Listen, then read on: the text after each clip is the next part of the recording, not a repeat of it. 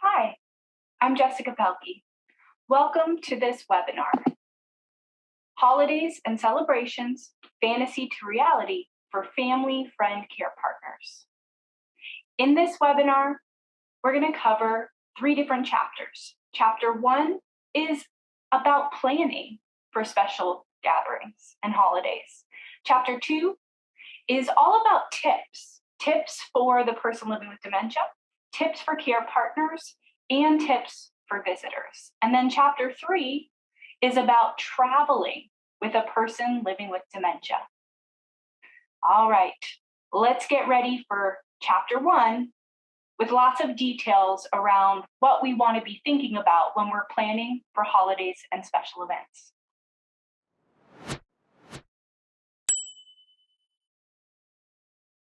Just to let everybody know, I just finished a webinar that I conducted with people living with dementia, where they actually shared some of their thoughts about holidays and celebrations. So I affirmed what I already knew, and they added a few new pieces for me. And we have people on the call that have Lewy body dementia, vascular dementia, Alzheimer's disease, frontal temporal lobe dementia. So all parties heard from, not all types of dementia, but we had folks who were able to still say what they thought. They were at different places in the condition, but we had lots of different dementias being represented as well. So I'm going to try to make sure I incorporate the feedback they provided for me into what I'm going to share with this group. And then you guys will also hopefully give me some additional things that when I'm talking to professionals or organizations that are trying to either plan celebrations, support family members, are a facility that does these special events, or agencies that think they're being helpful, that they have a better sense of what's helpful and what's not helpful to family as well as people living with the condition. Because that's what this group is about, is family and friends who are trying to be supportive and trying to figure out what to do for celebrations and holidays that are going to be good things for people who are living with dementia, as well as themselves, because frankly, everybody deserves a celebration and a holiday. And the first message is for everybody concerned: tips for the holidays or celebrations: learn how to celebrate, don't elaborate. Because all too often when it comes to something like a holiday or a family gathering or a birthday or a family reunion or a wedding, people decide that they want to get real elaborate when it comes to having a person living with dementia in the mix, and they want it to be special. And special to them means bigger, better, more people, deeper, bring up old stuff, try to include the person in everything. And it's like, bad idea in so many ways. So the idea is to celebrate, but not elaborate. And so here's the cheat sheet that's the short cheat sheet, as far as I'm concerned, for holidays and celebrations. Pre-visit. So in other words, before we get to the holiday, before we get to this visit, this activity that we're going to do, I have some key things that I ask people to consider. Number 1, review possible songs and music that you might want to use for the event or the celebration for the holiday. And that is because music and song holds a very special power. It can bring up old emotional memories. It can stimulate thinking in a way that nothing else can. And it can also have the power of joy or sadness without realizing it. So I ask people, if you're thinking about like this holiday season, what are songs or music that might already have a tight connection for the person? And then, is it a good, positive energy, or is it a sad sort of melancholy? And try to be very thoughtful about the kind of music that you surround yourself with and put in front of the person. If it tends to be music that makes me think back to old holidays, and the old holidays remind me of how much I miss my mom, and how much I miss when I was a kid, and how much I miss, and all of a sudden I'm going down a very dark road, as opposed to songs or music that are related to the holiday or the celebration, but maybe have either a less intense emotional trigger for me or trigger me in a positive direction. They make me want to dance. They make me want to sing. They make me want to go out and play in the snow. They make me want to be with somebody. They make me want to talk. They remind me of things. But also realize that if you're looking for things to do, sometimes music could be something more than just something to listen to or trigger with. It could actually be a huge part of the event. So for instance, going to a concert might still be enjoyable if we're now in the back of the auditorium and we come after they've done the first half of the concert, and I'm only going to stay for the second half. Because staying for the whole concert, doing the intermission, doing all the people coming and going, it's too much. And the reason for the back of the auditorium, I don't have to go very far in. I also know that there's a way out, and how the sound surrounds me is very different.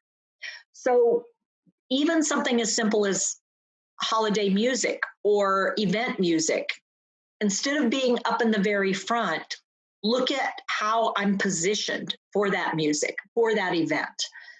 Also think about what are kind of props, what are things that you could bring along, take along? What kind of things might I want or need in order to enjoy our time together? Do I need things to do with my hands? Do I need things to do with my eyes and my hands? Do I understand things as you see them, or am I seeing them differently? But what I need is something that I can fiddle and mess with while other people are talking and gathering, because I need something to keep me occupied and engaged.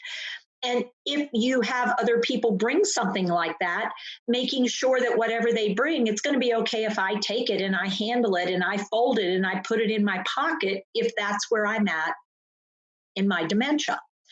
And if they're not comfortable with that, don't bring the props that you're bringing. Make a copy and maybe bring a copy. Maybe look at what kind of things do I still enjoy? Do I enjoy looking at things? Do I enjoy touching things? Do I enjoy smelling or tasting things? Do I enjoy listening to things? And whatever that might entail, then consider what you want to bring forward for us to use together or have when we're with each other, so we can have a good time together rather than just trying to have conversation, which I may or may not be very good at anymore. Also, if you don't know my history with the event or with the holiday or with the celebration, you may want to do some conversation with somebody, not me, but talk about me with someone else who knows me to find out what's the history for me for this event, for this kind of holiday time. Have I always been a person who enjoyed this holiday, or were there some good holidays, not so good holidays? And if I have a history of not good times with this holiday, why are we still bringing it up? Why can't we let it go and just not celebrate this? Because frankly, for me, it's not a celebration. I used to get through it because it was important for the kids to have Christmas. I hated Christmas because, I didn't have toys when I was a kid, and I didn't enjoy Christmas, and I never did like it, but I did it because of the kids. But now that I have dementia, and now that I'm lost in my life a little bit, maybe Christmas is not the thing we need to be celebrating, because it wasn't that much fun for me when I was a kid. When I was a parent, I did it because it was good for the kids. So we may need to really take a pause moment and figure out, okay, so she likes kids having Christmas. That part's good for her. So maybe what we do is we take toys to a day center and deliver them. And that allows me to go, I did my job. I feel good about doing my job. I made a difference for those little kids. Great. And now can I be done? And it's like, yeah, you did a great job. Because what I valued about the holiday was not the holiday. It was that I did what I needed to do to be a good mom. And so remembering that not all people feel the same about something and being honest about it and think about what your options are and to consider, you know what, as much as we would love to have everybody over here, I'm thinking it might work better for you guys to do whatever you're going to do. And let's find a time for me to bring my mom for a short visit. She tends to do better in the morning. So could we do something, I mean, whatever it is, more before lunch so that we can get back home before lunch and she can have a really good time with you guys. And then you can do what's right for you after that. And then the last two, I think, are really, really important. Keep it simple because people tend to want to make it more. And then when, for whatever reason, in that moment, I'm not able to enjoy all the effort you put into something, you're disappointed. And I may not be able to pick up on all the cues, but I know something's wrong. And I didn't mean to disappoint. You didn't mean to disappoint. And it's just, you put all this energy into it and it's unfortunate. So by keeping it simple, expectations stay low.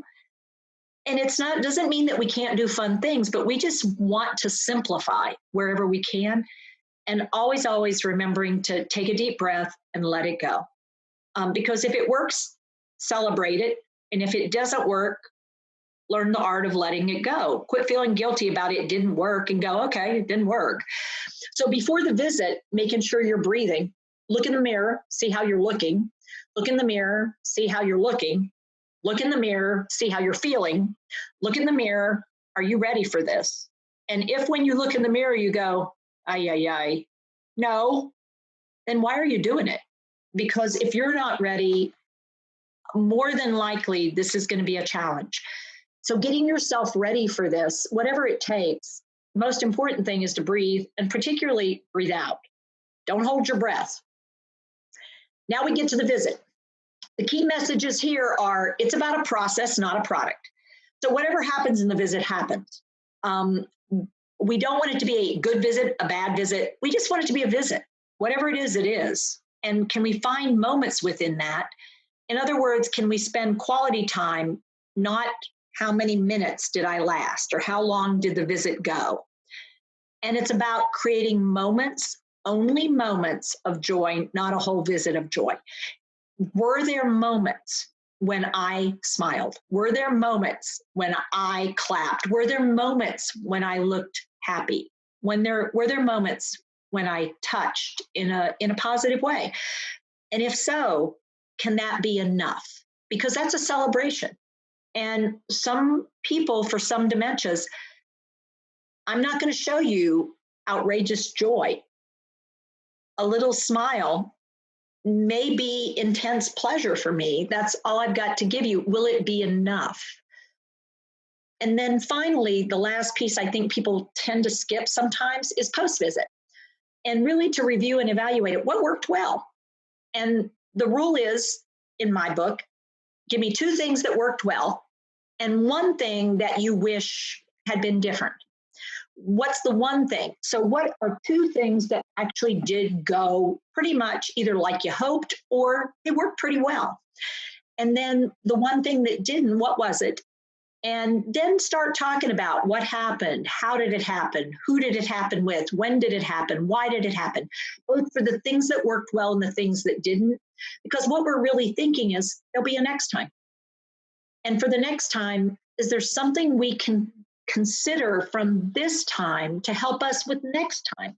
Because if we don't do something different, we're likely to get the same outcome, and we don't want that. If it wasn't really all that great, we don't want it. If it worked well in some ways, we need to remember that it worked well in some ways and not build ourselves up to, well, this time it'll be better. It's like, well, what worked well last time? So those are the three times that I think we can look at. And then I had some major do's and a few don'ts. So some do's for the holiday and for events. If people at the event are not willing to go with the person's flow, we got a problem. So being able to go with that person's flow, who, when I'm in that moment, I need you to go with me. If I say, you know what, I need to go to the other room, I'm done, I'm tired. The person who's around needs to say, you're wanting to go to the other room. Well, come on, get your coat on, let's head outside. Because the reality is there is no other room. Or you want to go to the other room? Yep, got a space over here. Okay, kids, you stay out here. We're going in here. And then use supportive communication techniques, using objects in the environment, give examples, use gestures and pointing, acknowledge and accept emotions. So Amanda, since you're on here, I'm going to ask you if you got awareness here. Let's say I say, the kids are too loud.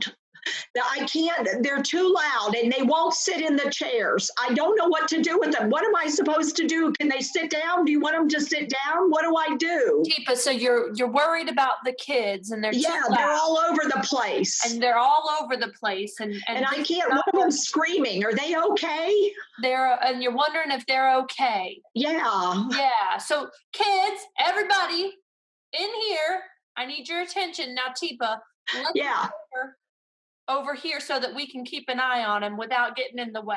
Okay. Yeah. Okay. I just need them to, can they sit down? They're all over. Yeah. You got to get out of this space. This space is wild. Let's move over here so that we can keep an eye on them without being in the middle of it. Okay. And somebody's watching them though? Yeah. I've got Dan, you're in charge. Let's step over here. I don't need to keep up with them. No, Dan's got him. He's done this a million times. He's done this before? He's done it before. Dan, you got him, right? Are you sure? Yeah. Oh, yeah. So let's step over here because we don't want to get in his way now. I didn't mean to yell at him. Did I yell at him? Oh, no, Teepa. You did just fine. You've been doing this 1,000 times, haven't you? Yeah, but they got to be too much. There were too many. A lot. These kids are rambunctious. Yeah, rambunctious. Yes, they are. Why are they so bad? Do you not do anything with them? You're right. Yeah, it gets a little crazy around the holidays. What if we put on some music for them and we do a little something together so that it doesn't feel so chaotic? Okay, why don't you do that? I need to go lay down, I think. Let's go and sit in this other space. I need to go lay down. I can't do this anymore. Okay.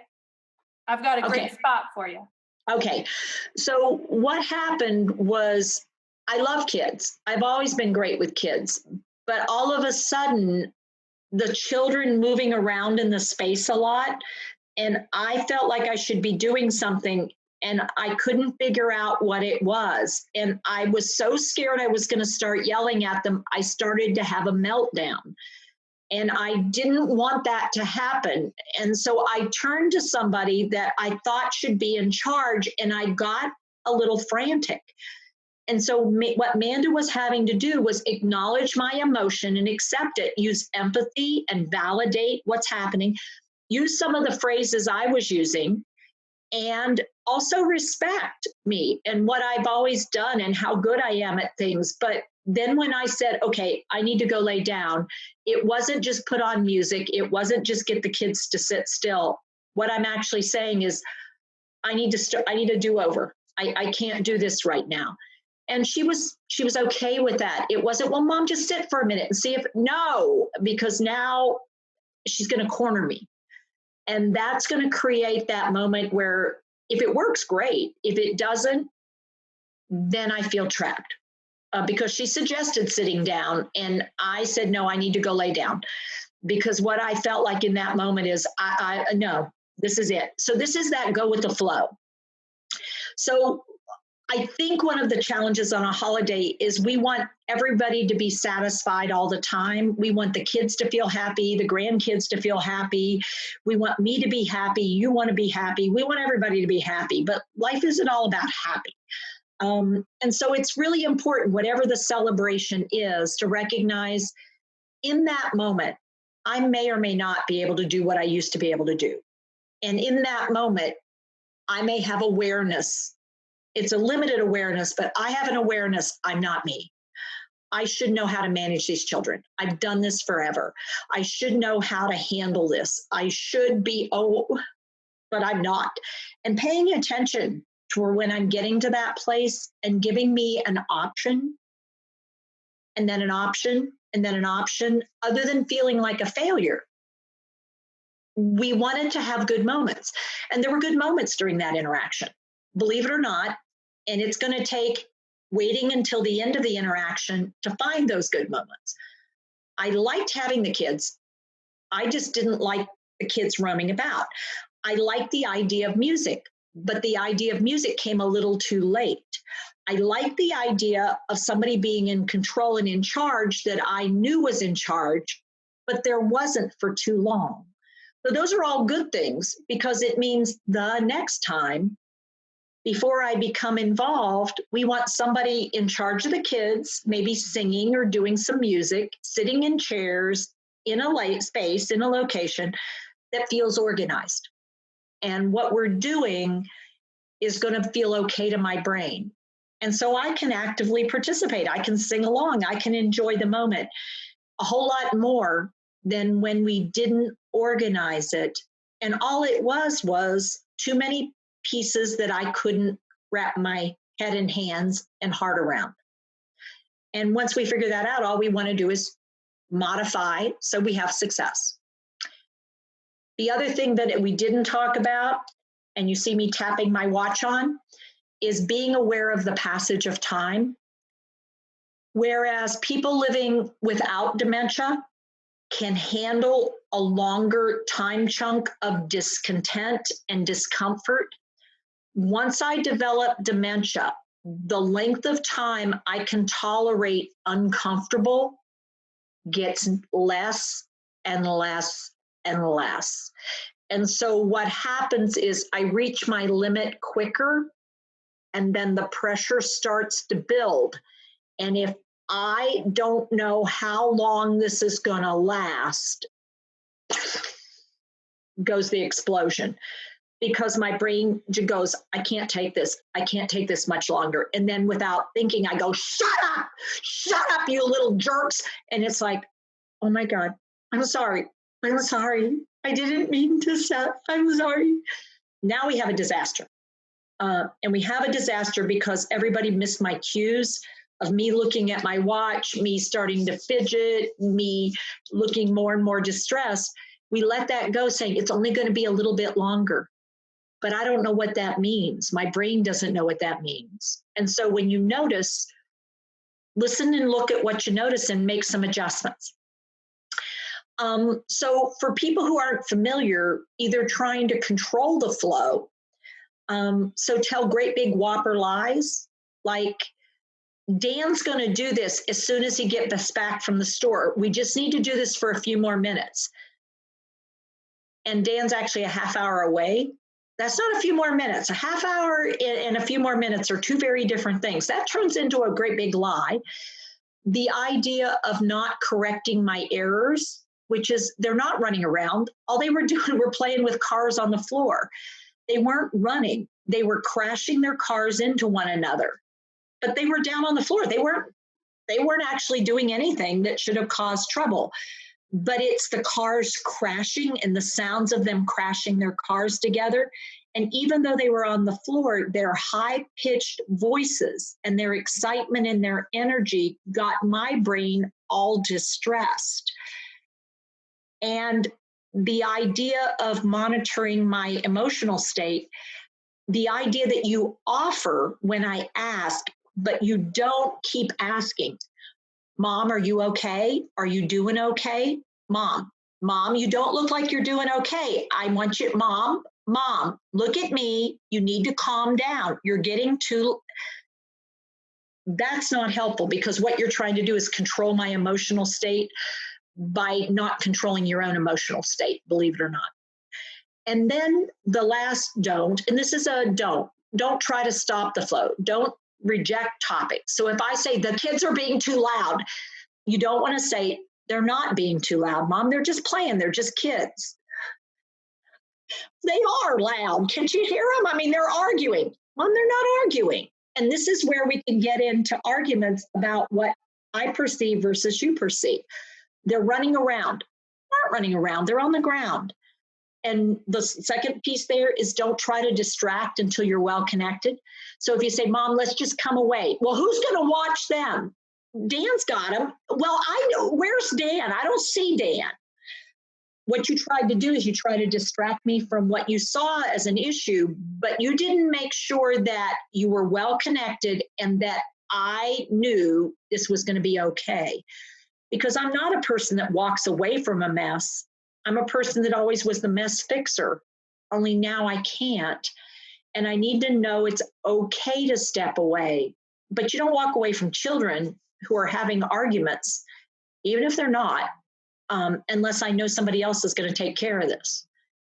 And we want to keep our visual cues positive, but not when I'm distressed. So when I look distressed, Manda looked distressed, because trying to smile at me when I'm really distressed, I mean, did you miss what's going on down there? There's children. What I will say is most of what I just shared was specifically from notes that I took from what people living with dementia made comment on. So the things for them that have gotten more challenging is when they are trapped in one space and they don't have a private or a quiet space that they can transition to during an event. They've got to know they have a passageway or a place or a space where they are not surrounded. And sometimes what they would prefer is to have people come in ones or twos and visit in the quiet space and then go back out to that space where everybody's hanging out and being wild. But don't ask me to be part of it because I just can't. Something else, somebody who they brought up frequently is be prepared for outbursts that sound angry, but they aren't angry, they're overwhelmed. And so it sounds like I'm angry, but I've just gotten overwhelmed by sights, sounds, movements, things that are going on, expectations. And so the first sound you hear from me sounds angry, but it really is me being scared and upset that I can't do this. And I am aware it's not working and I don't know exactly what's wrong, but I'm having a meltdown. And I hate that I'm acting like this. I didn't plan on it. I had planned on staying in control and knowing when I needed a break and going and getting my coat and going outside for a few minutes. But when the moment came, I couldn't find my coat. And then I got trapped staying. And then somebody said one more thing, and I just told them to shut up. You people are just, I never asked you to come here in the first place. And it's like, whoa, yikes, that wasn't intended.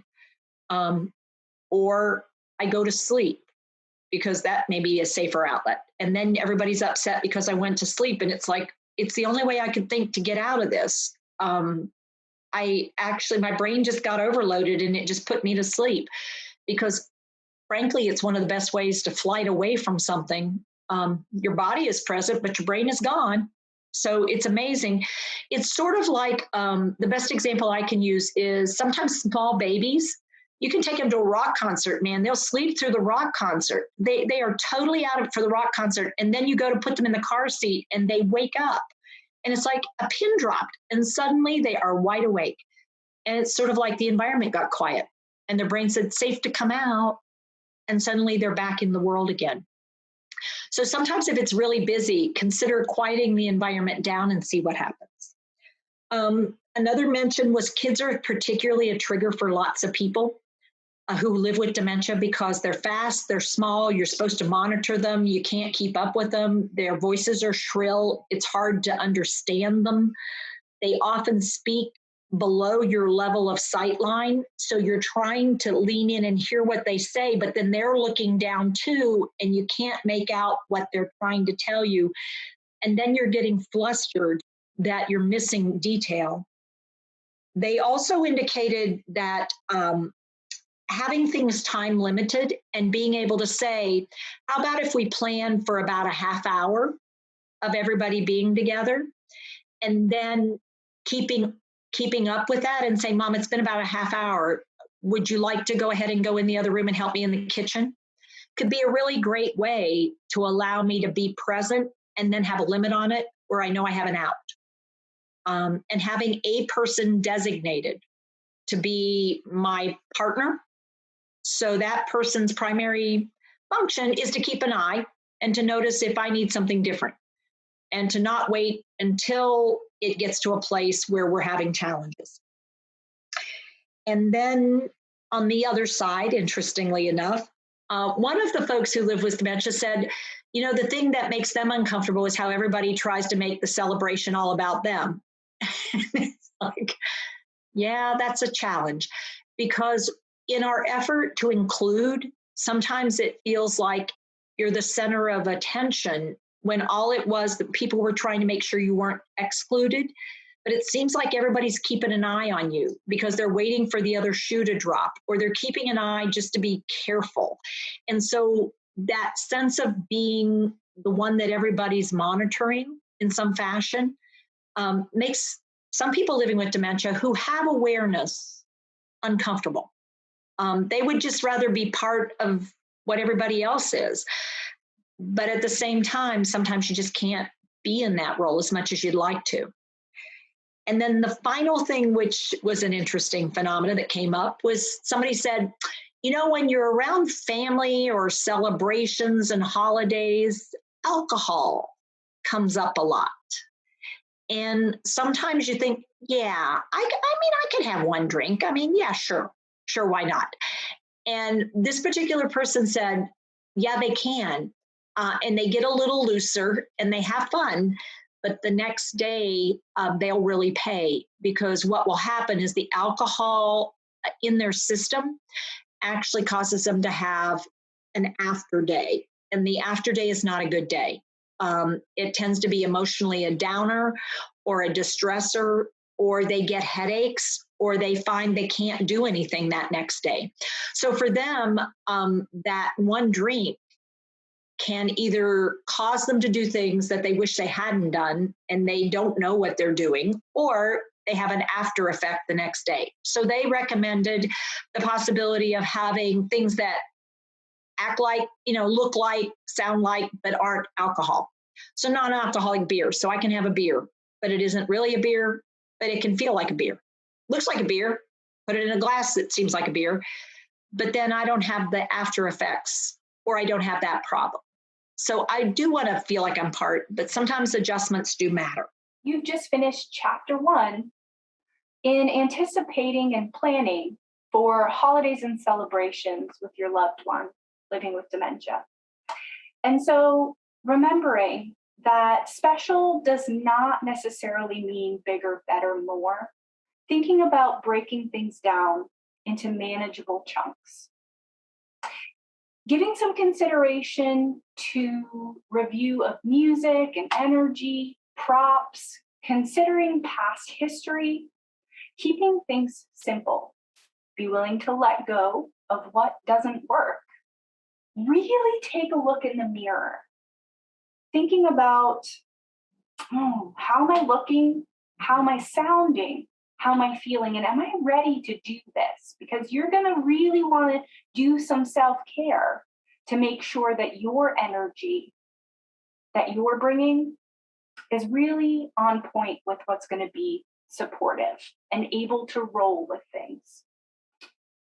Remember that time together is about creating those moments of joy and not having expectations that the whole visit is going to be joyful. Be willing to go with the flow of the person and where they are at. Be really watching for cues and signs of discomfort and keenly aware of things like noise and children that can be really triggering for folks.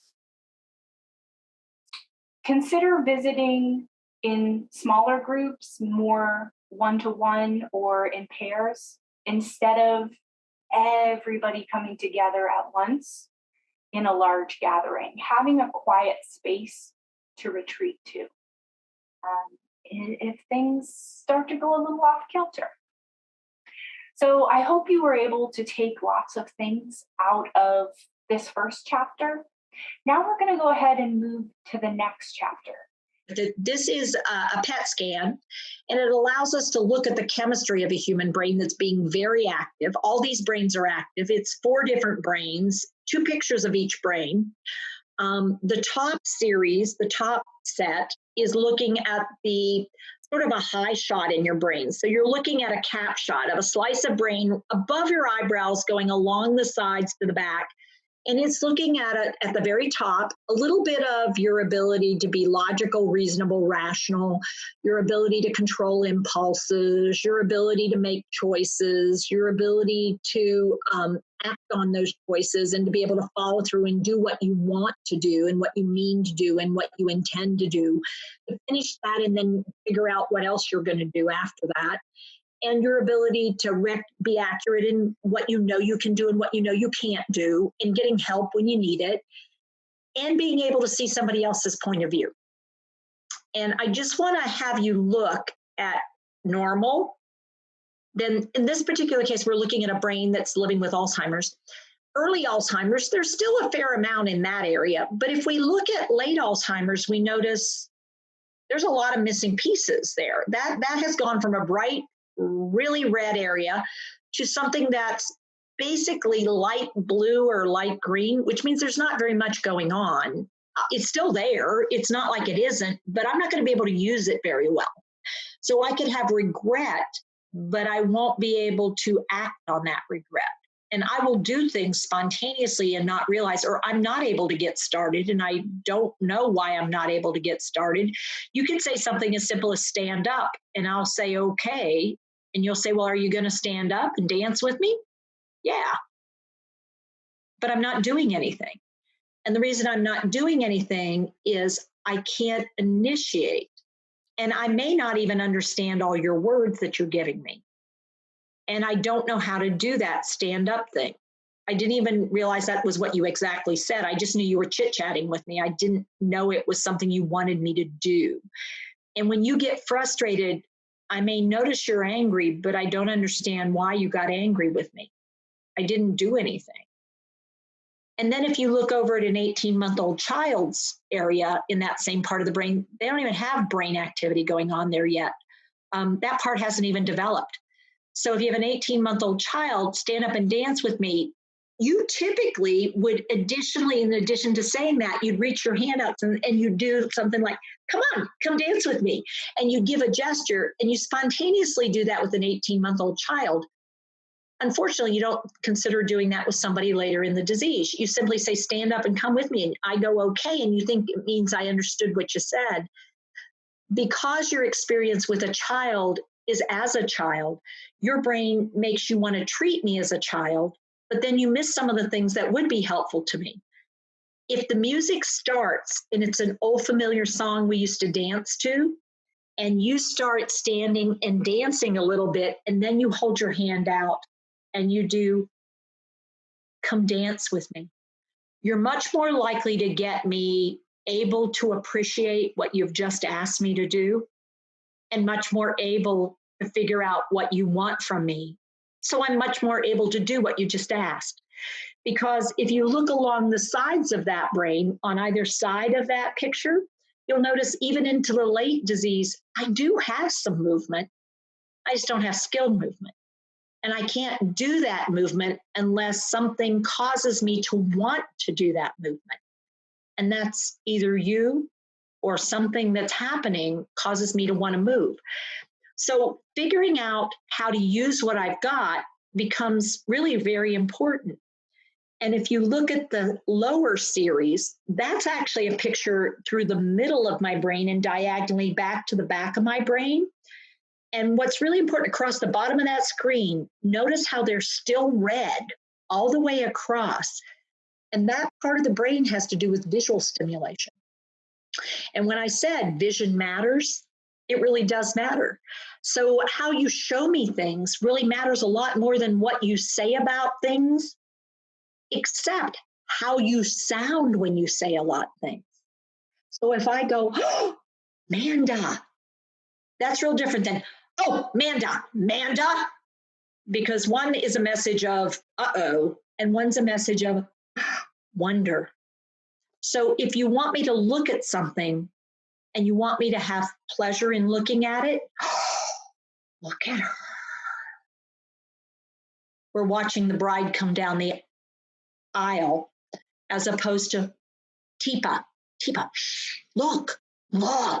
Look, you're missing it. Turn your head. Look, no, she's coming. Turn. What do you want me to look at? Well, you didn't give me very good cues. And so I missed everything. And everybody's looking at us now, and you're embarrassed and I'm upset. And all that happened was you didn't quite know how to cue me in a way that I could follow your cues. So if you were to go, and you turn your whole body and you point and you look, I'm much more likely to follow your lead. And if you have my hand when you do that, ding, all the puzzle comes together. And that could be the same in a celebration of faith, in a celebration of a holiday. It's recognizing the power of vision and then of ourselves to cause something different to happen. Because although the brain is changing, it doesn't mean we aren't changing as well. Their brain is dying. What's ours doing? Well, unless it's developing new skills and new abilities, we're missing out on opportunities to be supportive and to allow the person to still find moments of joy and for us to find moments of joy in these celebrations. But I can't be asking the brain to do what it can't do. I've got to accept it's losing some skill set. Absolutely. What can it still do? Because that's what I'm going to use. So rather than focus in on the rest of these brain pictures, I just want you to notice something. This one, hearing sound, that's actually one of the areas that don't change. And the reason then that environments that have a lot of sound in them become overwhelming is because I'm hearing as much as I ever heard, only now I don't understand most of what I'm hearing, because the ability to understand what I'm hearing is almost entirely lost. So I don't get it. All I know is it's overwhelming and I can't handle it. And because the left and the right are different, I can't even figure out where the sound is coming from sometimes. And I don't know who's talking to me. I don't know who said that. I don't know who's talking to who. And so when we're at a table, I get overwhelmed with conversations that may not even have anything to do with me, because I can't tell, did the person across from me say that? Or did the person beside me say that? Am I supposed to answer what they said? Or is that another conversation? And I'm missing what they're saying. And I can't even see them. And the reason I can't see them is because even though I still have some vision, this is how much I can pay attention to. And my person most likely to talk to me may be seated on either side. And I actually was more interested in my dinner. And I'm not being rude. I can only do one thing at a time. So maybe what we do is I get to eat in the kitchen with one person, and then I come out and enjoy the after dinner time together or the before dinner time together. But I'm not trying to eat while we're celebrating, because frankly, eating is a whole activity in and of itself. And talking is something different. So I just wanted to point out some of the things we totally miss when we're the person who's not living with dementia. And I also have that information in the PowerPoint. So I didn't want people to not recognize it was there. So this last piece I wanted to offer is we actually have a tip sheet, and it's going to be part of the information we pass out and we share out. And the tips, these are tips for people living with dementia. And if you're capable, because you're living with dementia and you still have ability, you can actually take responsibility for some of these. But if you're not, maybe family could say, here's some things for people living with dementia. The first is to take some time out to relax, because be willing to just say, you know what, time out. I need to go take a break. It's enough already. Figure out what you enjoy and try to make sure the holidays or the celebration includes something you enjoy, and quit asking yourself to put up with stuff you don't like very much. Figure out what you enjoy and do that. And what you don't like, let's not do that so much anymore. Consider letting people know when you need a break and you're having trouble. So as a person living with dementia, some people living with dementia are able to say, you know what, I need to go to my room for a little while. Say, absolutely. Make a list with the partner, your care partner, the person who knows you best, what you'd actually like to do this particular holiday season. What are the high spots? And keep it to 3. What are the 3 most important things you really want to try to do this holiday season? And think different. I want to be able to go look at Christmas lights. I want to be able to go to temple. I want to be able to, whatever it is, because holidays are different holidays for different faiths and different people. Use the list that you come up with, keep things on track. When you're tempted to say yes, consider saying no because it's not on your list. You know, as much as I would love to do that, I'm thinking we might take a pass this time. I thank you so much for offering. But you know what? We're going to be going to midnight mass, so we're not going to go to the service on Christmas Day. Thank you, though, for offering to drive. Appreciate it. Whatever it is that you want to make sure you do, keep that in mind to keep it fairly simple. And consider for the person who's living with, you might actually make a little place card that says, I know you, but I just can't place you. Because holidays and celebrations are the time when people, and I'll do Manda again, people come up to you, and Manda's now the person living with dementia, and people come up to them and say, Manda, you remember me, right? We went to school together and we lived next to each other. Remember when you were you took social studies in first period. Do you remember we were in junior high? You remember we were in junior high and we had, what was his name? He was a social studies teacher. I'm kind of busy. It's been great seeing you again. Thank you. Amanda, no. Listen, I was hoping we could go out and get coffee. I know you're supposed to, I remember, I know you have dementia. All that much. No, Amanda, this is, your daughter wants a break, and I said I would take you out. No, thank you. That's nice, but no, thank you. So the problem is, in my effort to be really, really helpful, Amanda got really, really trapped, and she didn't have an out other than to refuse my approach. Versus when I say, you know me, right? You remember me from high school? If she had the statement down at the bottom. You know, I know you, but I just can't place you in this moment. Oh, okay. I'm sorry. We went to school together, but it's been a long time ago. And you know what? I've gotten a lot grayer. I bet. Well, I still tell you what, good, but I'm Teepa Snow, and you are Amanda Bulgarelli. Yeah. You're married. Yeah, I am. Yeah, we got married not too long ago. It's nice. Cool. Excellent. Tell you what, I would love to grab a cup of coffee. Are you a coffee drinker? I have to drink decaf, but I love you coffee. do? Okay. Well, I'm supposed to drink decaf, but I really like caffeinated. Now, do they have a Starbucks? That's the key, because do they have a Starbucks? You know what? I bet we could find a Starbucks. Yeah. Yeah. Let's go see if we can't find one, and we'll get you a pour over decaf. Thanks. Yeah, that'd be perfect. Do you feel more like going with me? Yes. Okay. So yes, that was a tip for the person living with. If Manda has the skill, she can use the skill. If she doesn't have the skill, then somebody's going to need to work with me before I get there if I'm going to be helpful. Otherwise, I cause more harm than I cause help. A few more things for the person living with dementia. Consider the use of old familiar music, movies, TV programs that make you feel good. Almost all holidays, all celebrations have something that we remember with positive emotion. Want to make sure that that's still the case. And what people might want to do is abbreviate. Till all I'm listening to is one scene, one song, one piece of music, rather than the whole big deal.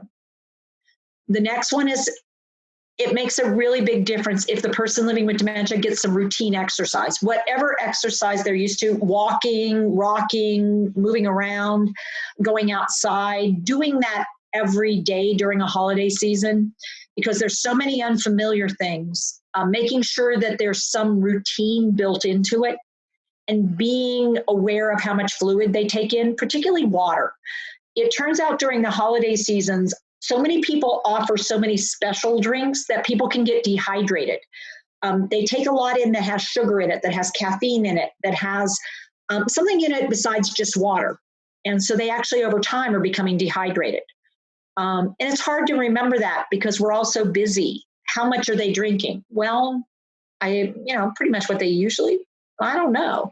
So making sure that water happens and trying to keep an eye on how much sweet and how many treats are going in by possibly doing smaller portions, only presenting one thing at a time so that people don't get overwhelmed. Because a lot of the things that we gather around have food relationships, and either the salt content or the sugar content can really take somebody up energy-wise or fluid-wise, but it's not the right kind of fluid. It's a lot of fluid retention. And for the person living with, work with your partner to do some familiar and fun things. For example, doing something with cards or making up mixes or baking something and wrapping it, doing something that's just the two of you. So it's not a great big group celebration, and it has an outcome that feels good.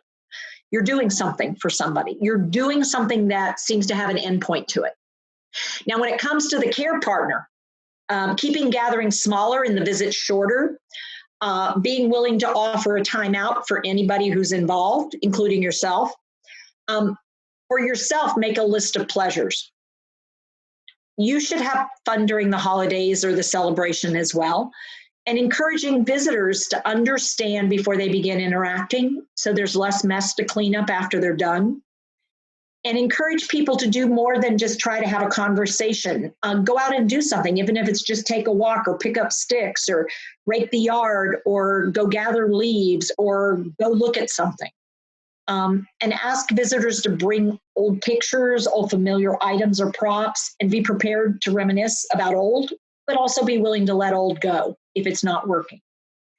And additionally, be willing to take breaks from your partner, because often during holidays, people get stuck together, and it's sort of like cabin fever. We get tired of each other.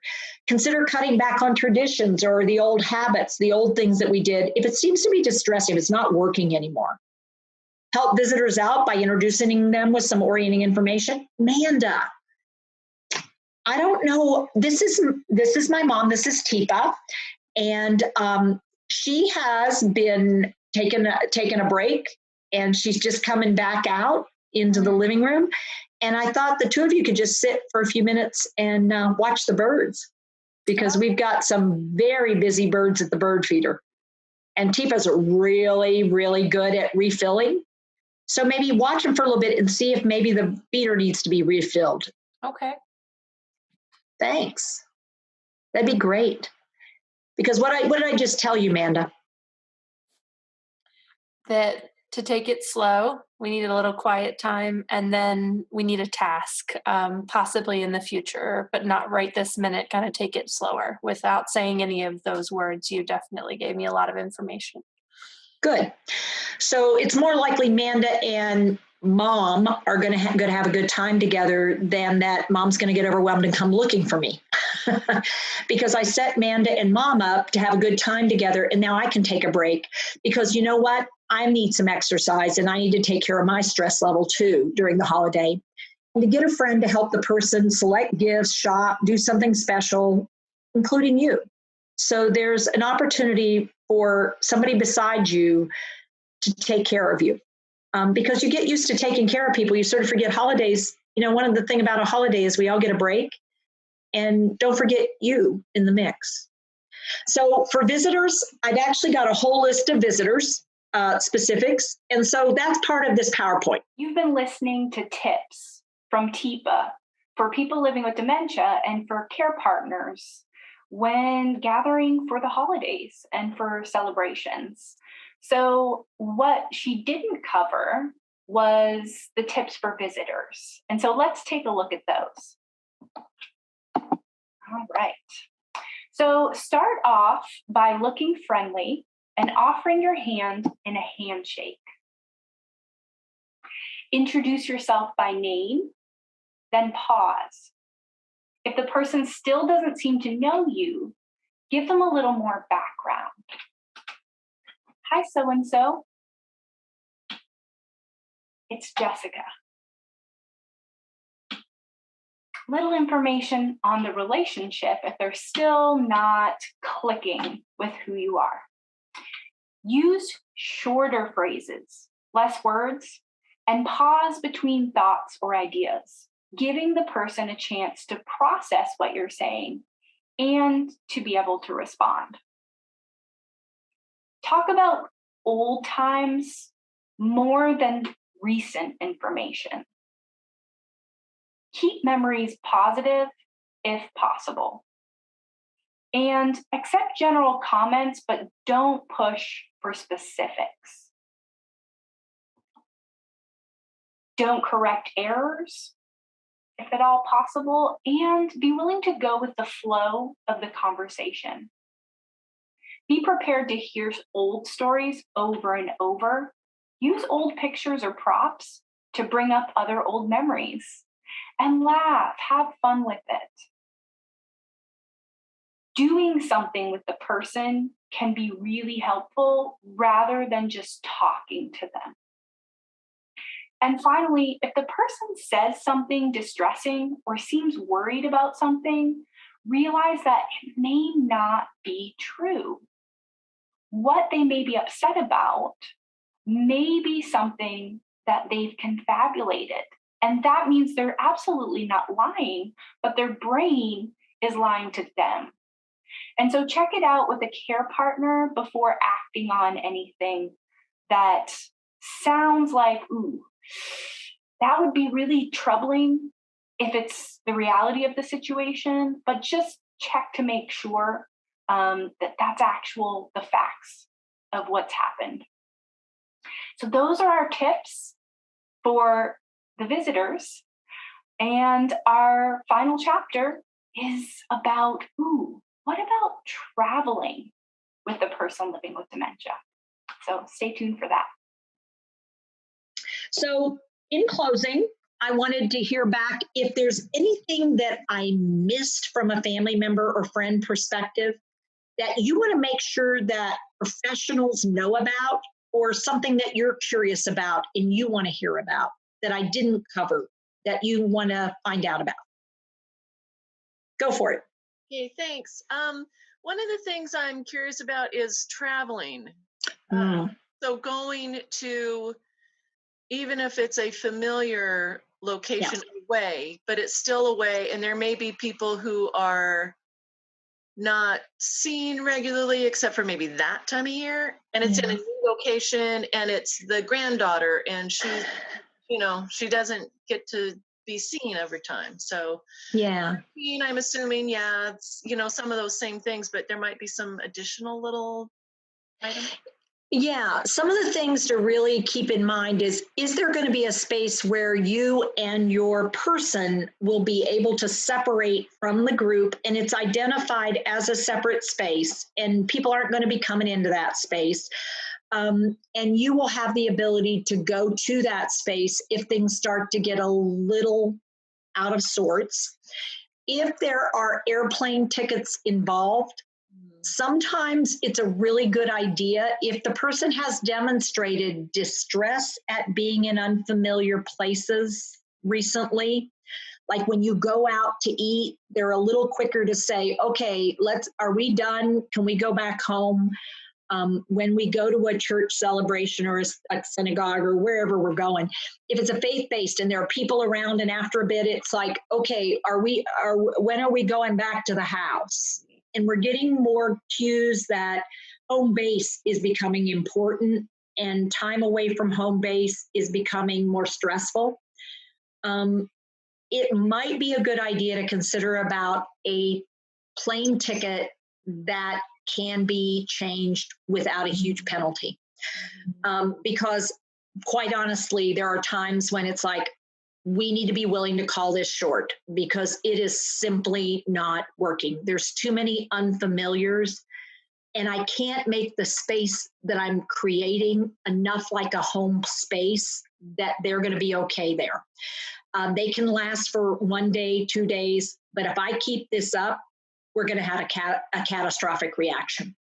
And that is the case with both vacations and holidays frequently, because there's such an intensity in this different. There's too many things that are different. So having a visit that when you get there, it's not all about big celebration will also matter. But that's hard because if the new granddaughter has children and the big event is that celebration with the kids, how can I minimally participate in it and then back up so that they aren't there for the whole and then playing with all the crazy toys, because that's going to be probably way too much, and you're going to have that potential. So it particularly becomes a significant issue for diamonds who like to be in control. So even early in the disease, well, I don't understand why we're staying here. I thought we would be going to Mary's house. Mom, this is Mary's house. Well, no, when did she move? Well, she moved last summer. Well, this just doesn't feel good. I just wish we could go home. And it's like, okay, you know what? Let's just plan to go on home. Well, good, because we've been here forever. We got here, it's 2 days. So, how much investment we have in the durations typically are going to be a lot shorter than we think. It's great that we can last a long time, but it gets harder and harder to make it over the hump. And the idea of 3 days, fish and relatives, it's really, really true with dementia. It's like 3 days, nope, time to go home. Mm-hmm. And 3 days becomes really, really long by about midway through the disease. Mm-hmm. I'm lucky if I can take an afternoon. It's just so different. And I need to get to my safe place. Mm-hmm. And it's not here. Hey, Teepa. Yeah. Along those same lines, we had a question from Mary Lee about the actual travel piece, dealing with the anxiety and stress of the actual transport. Yeah. And I would say more than ever, if we can plan to travel on off holiday time, it is so much better, because as soon as you move into holiday actual travel opportunities, the distress level in locations and the traffic and the patterns of getting on and off and the amount of noise and the number of children and the distress of people around becomes so extensive. Even airports, from now till Christmas, they're absolutely overwhelming because they've got the music blaring, they've got the bling everywhere, they've got the offers out, they've got people milling about trying to suck you into doing something. The people are distressed because they're working extra hours. It just seems like, because I travel all the time, I have noticed a significant uptick in the energy level at airports and the distress level of the TSA agents, their tolerance and their volume. Make sure all your items are out of your suitcase, all liquids. And suddenly it feels like, holy crap, they're yelling at me. What did I do wrong? And they're not, they're just worn out because they keep finding things in people's suitcases, because not all holiday travel all the time. So they're making mistakes. And it's their sense is if they yell at her, people will not pack stuff in their suitcase. So traveling with people, one of the suggestions to consider, and we do a whole thing on travel, bright colors and a picture on your phone, just in case we miss each other.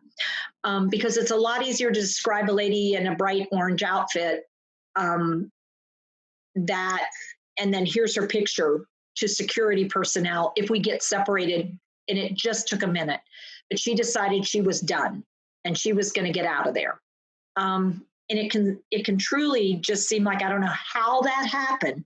Oh, Lord, we don't know how that happened, but suddenly she's not where we thought she was going to be, and nobody can figure out where she is. And Chicago O'Hare is a large airport. Raleigh-Durham has a nice parking deck that people didn't realize their wife might go to, is another example. And they could close down the whole airport looking for her, and she's in the parking lot. Because she thought to go back to the car, only they don't live in Raleigh-Durham.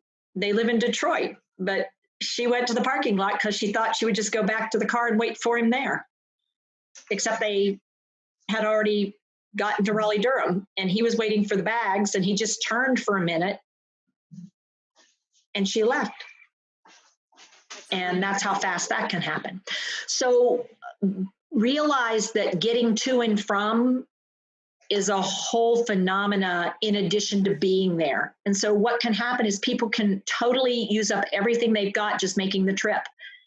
And when they've made the trip, they're done. They're already done. I want to go back home. It's like, but we just got here. And people tend to underestimate the power of that, whether it's a car trip.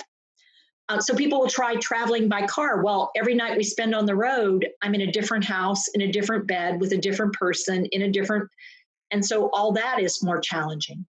So sometimes encouraging people, if they want to come not during the holidays, come when you can. If you can get a long weekend is as much as I need with you anyway.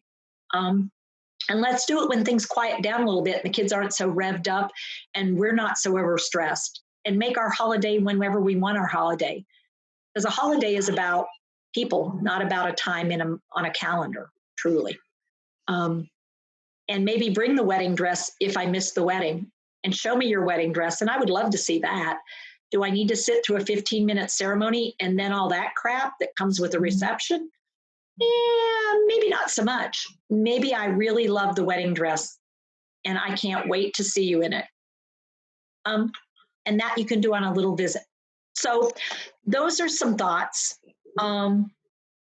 I hope this gave you some moments to consider the holidays and what you're doing for yourself and the people you love and you care about. Does anybody have any other thoughts or questions or ideas for the big dogs in the house, which are the professionals who might make recommendations or ideas that you think we should pass along? Those of us who've been involved with family, do they need to hear something? And I'll tell you what I'm going to add is in facilities, maybe there should be an area that's not decorated for the holidays. For those who don't need the holidays anymore, do we have to do the whole building in bows and ornaments and all that crap? If I'm not there, could we have a normal life for somebody who's no longer able to understand all that? And even if I had a visitor, maybe we go out and celebrate in that moment, but then my room doesn't have all that in it because I don't get that. And it just gets me all upset about what is this stuff in my room? Why are you people putting it there?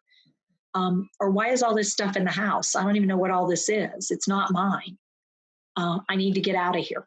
So that's one that I'll be adding for people because I think many facilities and agencies dress the place up a lot for holidays. And whether it's Mother's Day, Thanksgiving, Christmas, Veterans Day, sometimes there's not as much deep thought about what those holidays might mean to me as an individual, and being a little careful that there is a place and a space for me if it's not my holiday and it's something that may trigger for me some negative things. And just to allow me some space that doesn't have all that in it. Okay. Well, hopefully there was something here that you found helpful. And if there wasn't, I'm sorry. And if there was, thank you for being here. Ooh, some great points on traveling with a person living with dementia. That idea of wearing really bright colors and having pictures, both maybe physical pictures, but also pictures on our phone of just how they're looking at this time. Very helpful. Recognizing that this whole phenomena of traveling can really take a lot out of somebody. So being very deliberate and intentional about when we travel and how much recovery time we give ourselves between traveling and a special event. And maybe even considering having more personal visits around holidays and special events that pull in elements of the celebration, but aren't necessarily overwhelming people with a major event.